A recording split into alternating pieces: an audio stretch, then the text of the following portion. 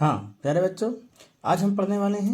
प्यारे बच्चों, हम इसमें यहाँ देख रहे हैं सीमांत उपयोगिता की मान्यताएं क्या क्या हैं। अगर हम ध्यान दें तो अभी हमने ये टेबल समझी है, जिसमें हमने देखा है कि जैसे जैसे हमारी प्रति इकाई उपभोक्त बढ़ता है, वैसे वैसे हमारी सीमांत उपयोगिता घटती जाती है और वैसे वैसे हमारी कुल उपयोगिता भी बढ़ती है और एक समय में ऋणात्मक होती है। तो इसकी सीमांत उपयोगिता की मान्यताएं क्या है, ये मान्यताएं भी आपको लिखना पड़ेगा। तो पहली मान्यता क्या है कि जब हम किसी वस्तु का अधिकतम उपयोग कर लेते हैं, वहाँ हमारी पूर्ण संतुष्टि प्राप्त हो जाती है, तो हमारी कुल उपयोगिता अधिकतम होती है। ये पूछा जाता है, याद रखिएगा कि जब हमें किसी वस्तु की इकाई के उपयोग से संतुष्टि मिल जाती है, पूर्ण संतुष्टि मिल जाती है जिसे अपन कहते हैं, वहाँ कुल उपयोगिता हमारी सर्वाधिक होती है। पहला नियम समझ गए? फिर से सुन लीजिए। जब हम किसी वस्तु का निरंतर उपयोग कर लेते हैं तो उसकी अधिकतम इकाई से जब हमें पूर्ण संतुष्टि मिल जाती है तो हमें कुल उपयोगिता भी सर्वाधिक होती है। और अगला दूसरा नियम ये कहता है कि जब हमारी सीमांत उपयोगिता शून्य हो जाएगी तो वहाँ हमारी कुल उपयोगिता स्थिर हो जाएगी। कैसे हो जाएगी? देखिए, 5वीं रोटी से हमें संतुष्टि मिली थी 10 की और यहाँ कुल उपयोगिता 150 थी हमारी। 6वीं रोटी से हमें सीमांत उपयोगिता 0 मिली और यहाँ भी कुल उपयोगिता हमारी 150 ही। ये यहाँ भी 150, यहाँ भी 150।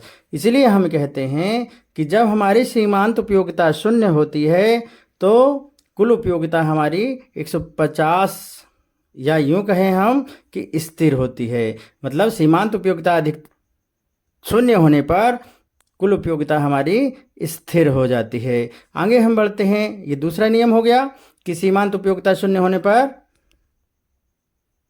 हमारी कुल उपयोगिता स्थिर हो जाती है। हमारा तीसरा नियम कहता है, क्या कहता है भाई? जब हमारी सीमांत उपयोगिता ऋणात्मक हो जाएगी, जब हमारी सीमांत उपयोगिता ऋणात्मक हो जाएगी तो हमारी कुल उपयोगिता घटेगी। ये 3 नियम हैं। क्या समझ गए आप? पहला नियम, जब हमें पूर्ण संतुष्टि मिल जाएगी तो हमारी कुल उपयोगिता अधिकतम रहेगी। क्या रहेगी? अधिकतम रहेगी।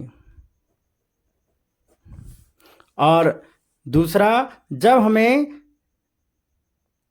सीमांत उपयोगिता हमें 0 मिलेगी उस समय कुल उपयोगिता हमारी स्थिर हो जाएगी। और तीसरी इसकी मान्यता है, जब सीमांत उपयोगिता ऋणात्मक हो जाएगी तो हमारी कुल उपयोगिता घट जाएगी।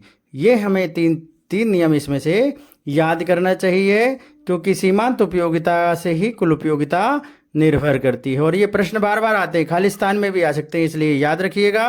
ये तीनों मान्यताओं को आपको याद रखना है। और ऐसा ही संबंध यहाँ भी है हमारा। कैसा? कि औसत उपयोगिता प्रत्येक एक इकाई के उपयोग करने के साथ साथ घटती जाती है।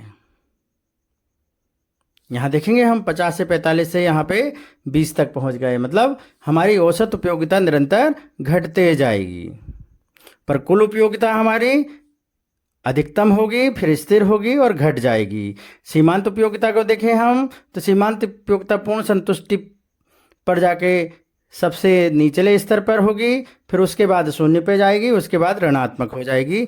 इस तरह से हमारी सीमांत उपयोगिता, कुल उपयोगिता और औसत उपयोगिता है। इस वीडियो को देखें, बार बार सुनने का प्रयास करें और इन्हीं शब्दों को आपको लिख के आना है जो आपने सुना और देखा।